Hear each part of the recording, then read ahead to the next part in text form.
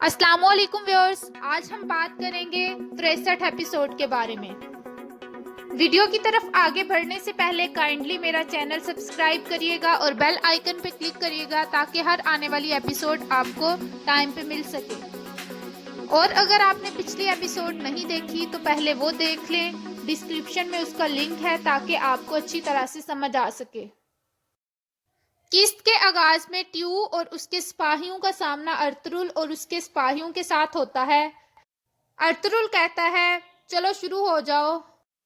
तमाम सिपाही लड़ना शुरू हो जाते हैं। अर्तुगरुल और बाकी सिपाहियों से निमटते हैं, जबकि बमसी ट्यू की तरफ आता है और कहता है कि आज तुम्हें मैं नहीं छोड़ूंगा। ट्यू के तमाम सिपाही मारे जा चुके होते हैं। बमसी ट्यू को पकड़ लेता है और उसे नीचे गिरा देता है और उसके सीने पर तलवार रख देता है कि अचानक अर्तुगरुल की आवाज आती है कि इसको मारना नहीं है।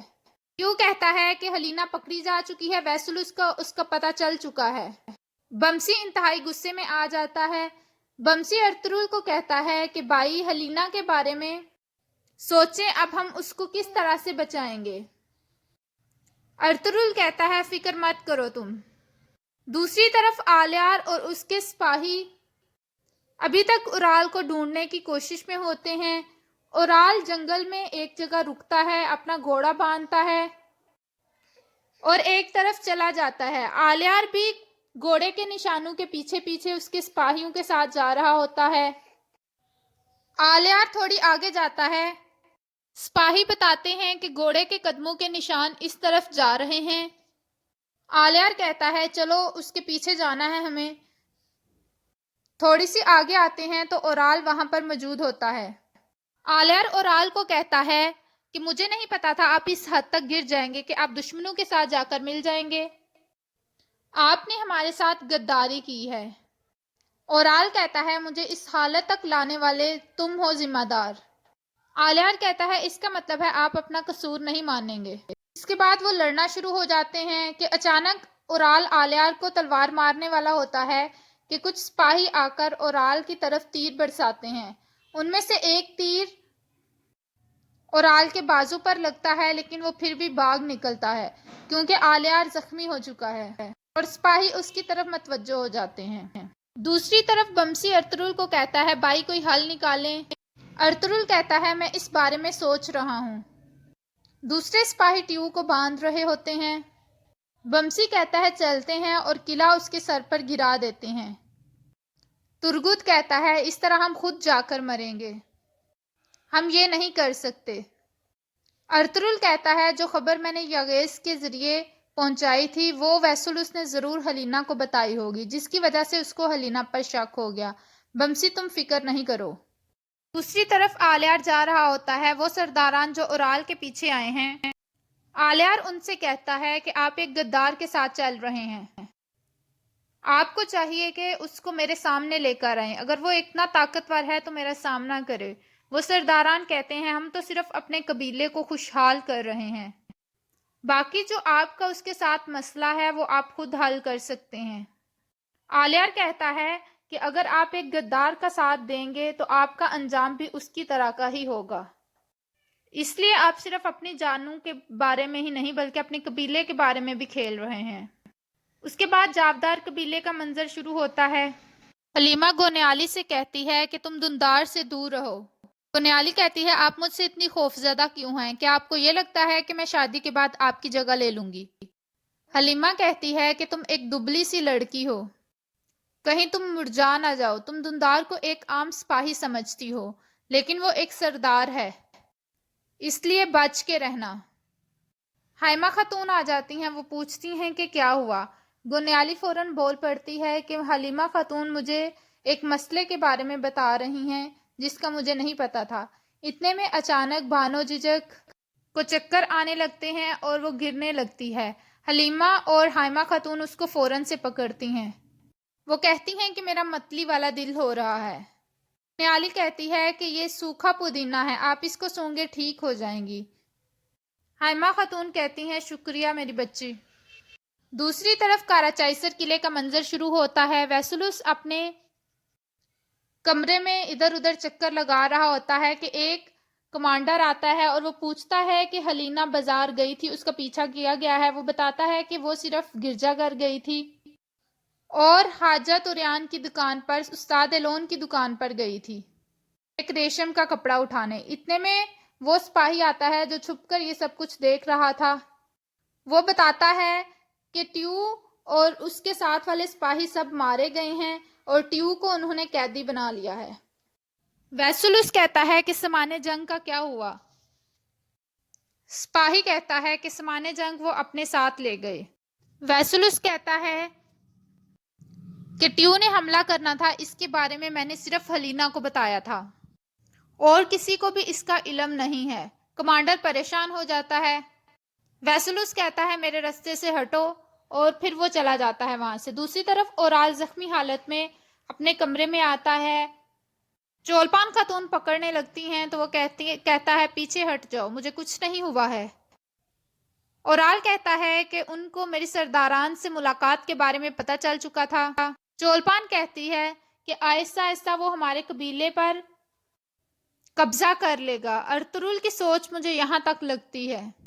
آلیار کو وہ اپنے کھیل میں استعمال کر رہا ہے۔ اس کے بعد وہ حاجہ توریان کے بارے میں بتاتی ہے کہ اس نے یہاں پر اپنا تعارف استاد ایلون کے بارے میں کروایا ہے۔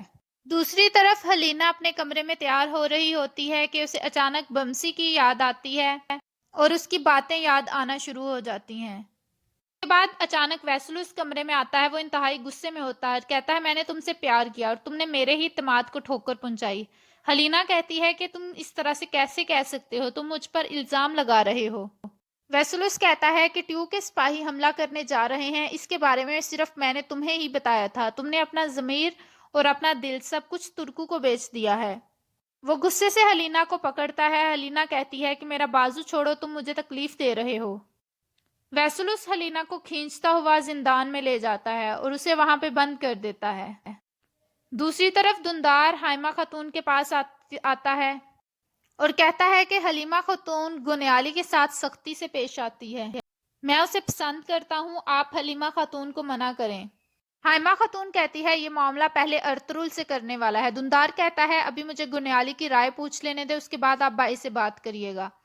اتنے میں قبیلے کا ڈول بجتا ہے، ارطغرل اور باقی سپاہی آتے ہیں اور ان کے ساتھ ٹیو بھی ہوتا ہے۔ حائمہ خاتون اور باقی قبیلے کے لوگ حیران ہوتے ہیں کہ آخر گھوڑے پر کون ہے۔ ارطغرل ٹیو کو لے کر جاتا ہے اور اس کے بعد عبد الرحمن کو کہتا ہے کہ اس کو جیل والے خیمے میں بند کر دو اور تمام سپاہیوں کو کہو کہ اس کی نگرانی کرے۔ دوسری طرف ترگت کو وہ یاغیز کے پیچھے بھیجتا ہے۔ یاغیز وہاں سے بھاگنے کی کوشش کرتا ہے کہ اچانک سامنے سے ارطغرل آ جاتا ہے۔ ارطغرل یاغیز کو کہتا ہے کہ تم نے بہت غداری کر لی، اب تم میرا آخری پیغام ویسولس تک پہنچاؤ گے۔ یاغیز ارطغرل پر تلوار اٹھاتا ہے کہ ارطغرل اچانک سے اس کی تلوار گرا کر اس کے گلا مروڑ کر اس کو پھینک دیتا ہے اور وہ وہاں پر ہی مر جاتا ہے۔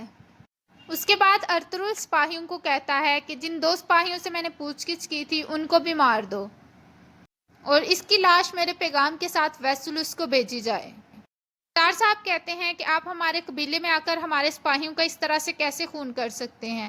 ارطغرل کہتا ہے کہ غداروں کی ایسے ہی سزا ملی جاتی ہے۔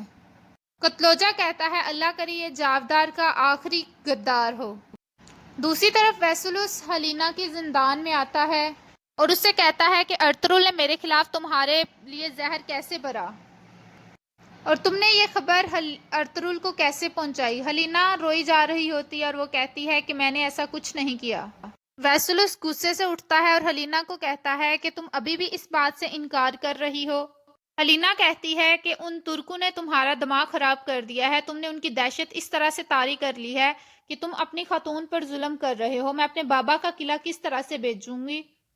ویسولس اس پر تشدد کرنا شروع ہو جاتا ہے۔ دوسری طرف آلیار ارطغرل کو کہتا ہے کہ آپ ٹھیک کہتے تھے، وہ باغی ترک سرداران بھی اورال کے ساتھ مل چکے ہیں اور اورال ان کا استعمال سونے کے سکوں کے ذریعے کر رہا ہے۔